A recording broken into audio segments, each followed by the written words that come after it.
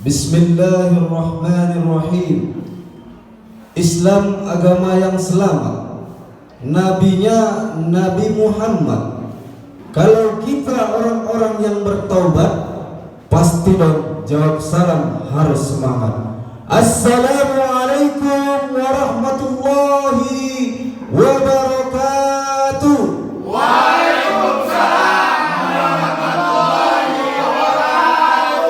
Alhamdulillahi Rabbil Alamin, Rabbul Arshil Azim, wal akibatu lil muttaqin, wa la udwana illa 'alal zalimin. Ashhadu an la ilaha illallah wa ashhadu anna Muhammadan 'abduhu wa rasuluh allazi la nabiyya ba'dah. Yang saya hormati Bapak Kakanwil Sumatera Utara, yang saya hormati Bapak Kadippas Sumatera Utara, yang saya hormati Bapak Kalapas Kelas 1 Medan, yang saya hormati Bapak Karutan Kelas 2 di Kabanjahe, dan yang paling mulia para bapak-bapak Dewan Juri. Semoga Allah limpahkan kesehatan sampai ke akhirat masanya. Amin amin ya rabbal alamin. Dan terkhusus yang paling saya sayangi, saudara-saudaraku kaum muslimin dan muslimat, saudara-saudaraku satu akidah dan satu iman dimanapun anda berada, insya Allah kita dirahmati oleh Allah Subhanahu wa Ta'ala. Insya Allah. Tiada kata yang terindah selain ucapan pujian syukur kepada Allah. Tiada pujian dan pujaan yang paling manis kecuali milik Allah Subhanahu wa Ta'ala. Berkat nikmat yang Allah berikan, kita bisa bernapas, berkumpul, dan mencicipi indahnya Islam dengan keimanan kita. Dan salawat dan salam tidak lupa kita sampaikan, kita hadiahkan keharibaan junjungan alam, panglima besar Islam, pemimpin terdepan garda Islam, Nabiuna Muhammad sallallahu alaihi wasallam. Allahumma salli wa sallim alaihi. Mudah-mudahan kita mendapat syafaat beliau di yaumil mahsyar kelak. Amin amin ya rabbal alamin. Dalam kesempatan kali ini izinkan saya Al-Fakir menyampaikan uraian kata yang teruntai dalam untaian kalimat dan tercipta dalam bentuk maklumat. Saya beri judul dengan taubat. Saudara-saudaraku rahimakumullah, yang insya Allah kita selalu dirahmati Allah. Insya Allah. Berbicara tentang taubat, taubat berasal dari kata bahasa Arabnya yaitu taba yatubu. Bentuk masdarnya ialah taubat, artinya pulang, sama dengan kembali.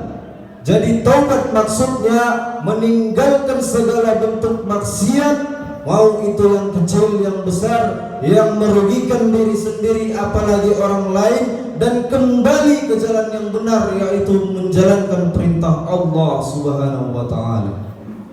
Kalau kita berbicara tentang taubat, kita tidak lepas dengan pembahasan perangai, perilaku, tingkah laku kita di dalam kehidupan sehari-hari. Tidak usah jauh, dalam penjara sendiri orang-orang banyak punya masa lalu yang kelam, punya perilaku yang buruk, punya perangai yang di masa lalu tidak bisa digambarkan untuk menjadi teladan. Ada yang mantan penjudi, ada yang masih penjudi, ada yang mantan pemakai narkoba dan masih menjadi pemakai narkoba, bahkan sampai pembunuh. Kita nggak heran kalau jumpa di penjara. Namun kali ini saya mengajak diri pribadi sebagai orang yang bersalah. Sebaik-baik orang yang bersalah ialah yang bertaubat dan menyesali perbuatannya. Itulah taubat di mata Allah. Karena dalam sebuah hadis Rasulullah bersabda, qala Rasulullah sallallahu alaihi wasallam, kullu bani Adam khata'un wa khairul khata'in at-tawwabun. Wahai anak cucu cicitnya Adam, semuanya pasti bersalah, betul? Semua orang pasti pernah lakukan kesalahan, betul?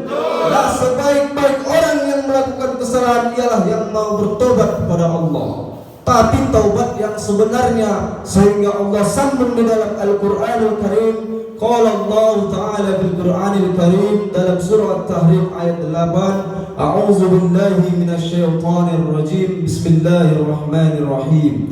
Ya ayyuhalladzina amanu tubu ilallahi taubatan nasuha.